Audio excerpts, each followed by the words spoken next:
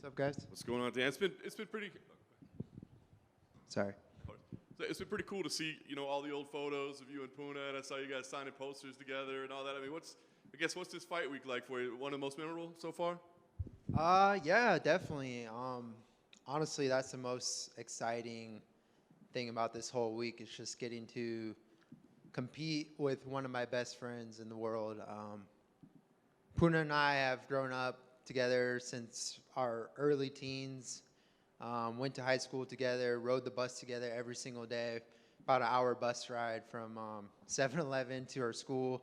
And he was wrestling before me, but when I started wrestling, we'd take the bus home every day, like late at night, 7, 8, 9 p.m., and just talk about being in the UFC. Even if we didn't truly believe it, we'd talk about it and like dream about it.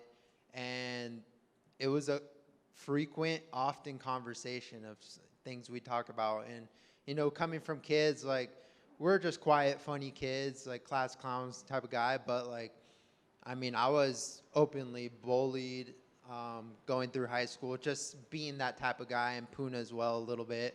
He was a little bigger than me, so he could stand for himself. But it's kind of cool just to look back at that and you take two kids that no one would have believed us at the time if we were to told them we were going to be in the UFC. Like, we were just pretty much two funny idiots, going through school. So this is a crazy, memorable experience for both of us. And I told him if we may never get this opportunity again, so this is our chance to make an impact, to make a mark, and I'm super excited for it, more than the fight. I know it's been a frustrating stretch for you. I know your self-confidence, self-belief remains high, but I guess, so what's the biggest lesson you can take out of these setbacks they've had to deal with? I would say it's definitely frustrating. I haven't had a win in almost 2 years, and a guy that does everything in his power, everything in my training, all my preparations, what I put in my body, my sleep, the amount of money I invest into myself, in my training, in my coaches, and to not get a victory in however long it's been since March, 2021, it's frustrating. And I definitely would say I've picked myself down to the core, like, because you go back and say, well, why did I lose that one? Or I can't lose more than one in a row or two in a row. Then I go lose two, then I lose three. And it's super frustrating. But I think through that time, I've really kind of went back and dissected myself. Like, it's hard not to, right?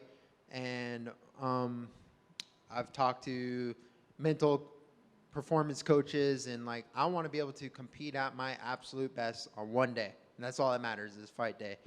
And so I've worked on those things. I've worked on establishing my values and understanding my values and knowing that they change from day to day.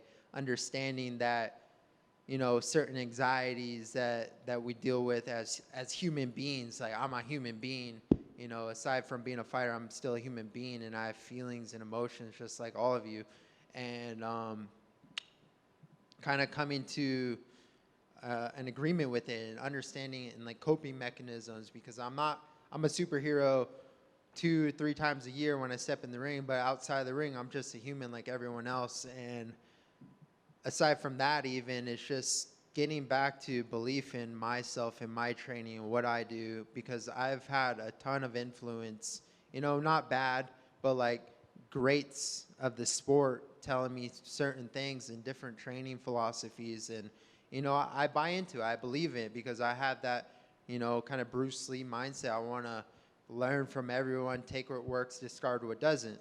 But unfortunately, I had to try it out, and sometimes those things don't work for me. And when I step in the cage on Saturday night, when I'm about to walk up those steps, it comes down to believing in myself, not believing in what Khabib told me, not believing what Henry Cejudo or Usman or Gaethje or any influential person that I've been around. It doesn't matter what they've told me, and it comes down into what I'm doing. So over the the last 6 months is just getting back to my roots and doing what I believe in. You know, if someone tells me that's not the right thing, like I don't, you know, I just take it with a grain of salt and I move on and I keep doing it because that's what's giving me confidence at the end of the day. And I think that's allows me freedom to perform at my best. Damon obviously has been very respectful, but he's talked about the fact, you know, he kind of reached out to you via direct message and was like, hey, man, I think we should fight. So I'm curious, when you see that, are you like, well, that's cool? Or are you like, why is he picking me out of the crowd? Like, what's your reaction to it?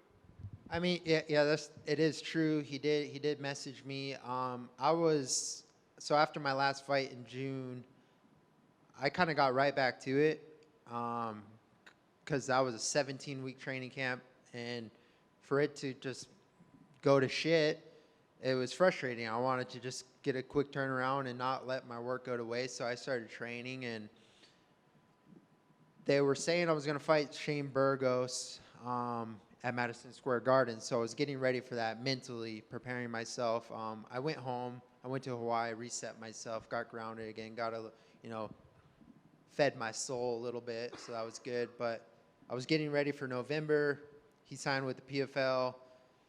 So I had to, keep preparing for the next guy. Then the word was, I think I was supposed to fight Ilia Topuria in December 17th. I was like given a day. And then I found out on social media he was fighting Bryce Mitchell. So I was like, okay, that's not going to happen. And then all these guys were getting tied up. The other guys already fought at the top, like the Emmets, the Caters, the Zombies. Giga and Sadiq were matched. And then it kind of made sense. I think there was Caceres who popped into the rankings. So I was thinking, well, that might be an option. And then there were some other guys I was looking at, like a Damon Jackson, a guy outside the ranking who's on a great winning streak. And I got called out on one of the I forget the guy, the Brazilian guy. He called me out.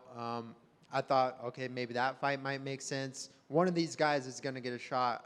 I don't want to be the guy that, will only fight the guy above me, because a lot of guys do that. I've fought a lot of guys above me, so I think anyone below me in the ranking definitely deserves a shot. But, yeah, Damon DM'd me, and I was like, sure, bro, but, I'm not the matchmaker, but, yeah, I'm 100% down.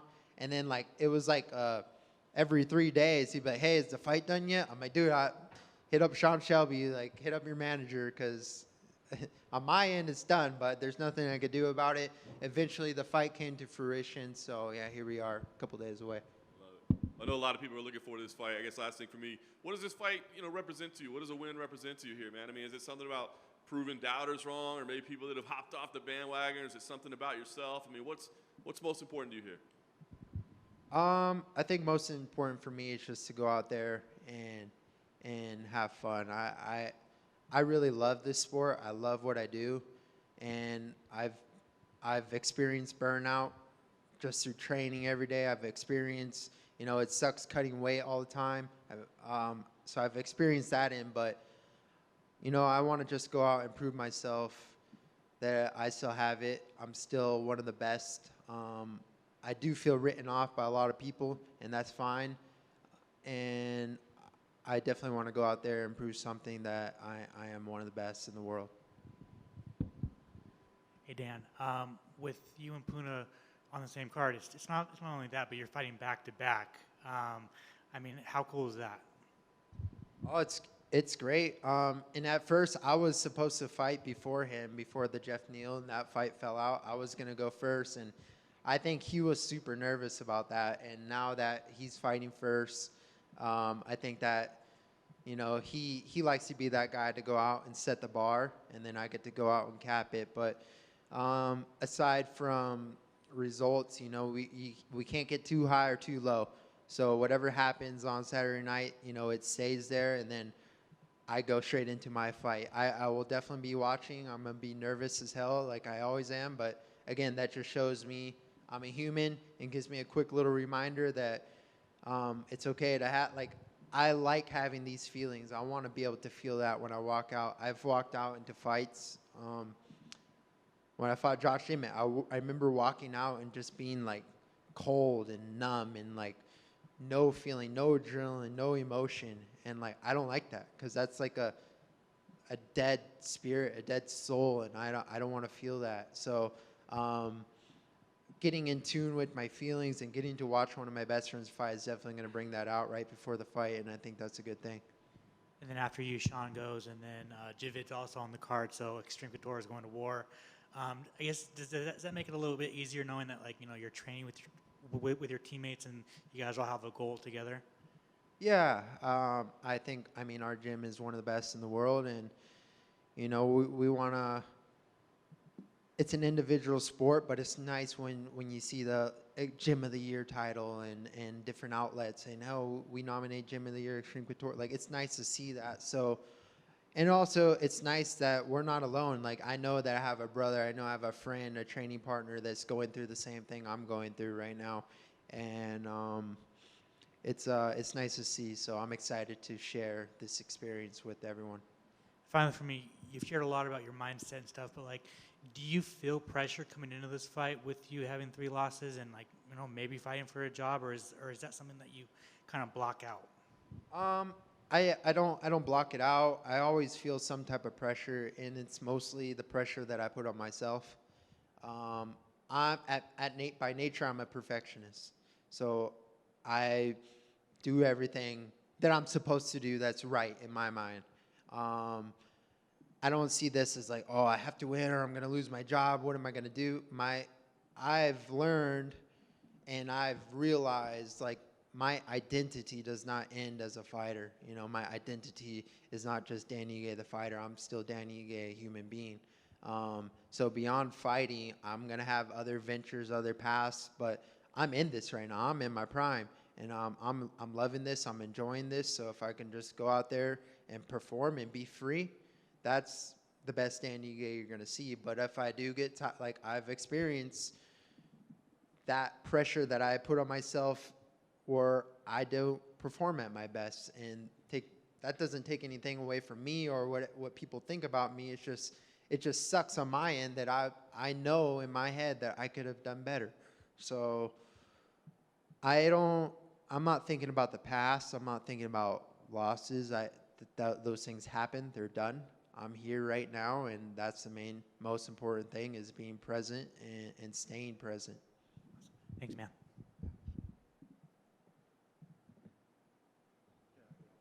Oh, I got one real quick. Yeah, Dan, how's the dad life treating you, brother? I see you rocking the New Balances. I've seen the kid on the skateboard. How's the dad life treating you? Dude, I mean, dad life's just been amazing. The first year was hard for me, just kind of going through a lot mentally. Going through losses, becoming a dad for the first time. You wanna win so bad. Like, it's like you put extra pressure on yourself to provide for my son, for my family, because I've become a dad. But now I'm just enjoying it, man. I'm enjoying every second of it. Obviously, I'm spending more time away at the gym and training and whatnot. But every moment I get with that kid, it's just, good or bad. If he's freaking out, having tantrums, because he's practically a toddler now. Dude, I love it because I'm watching this little human being form before my eyes, and he's wrestling, he's skateboarding. I take him skateboarding, and I'm just stoked. And it makes me emotional thinking about it. But I love the kid, and I love being a dad.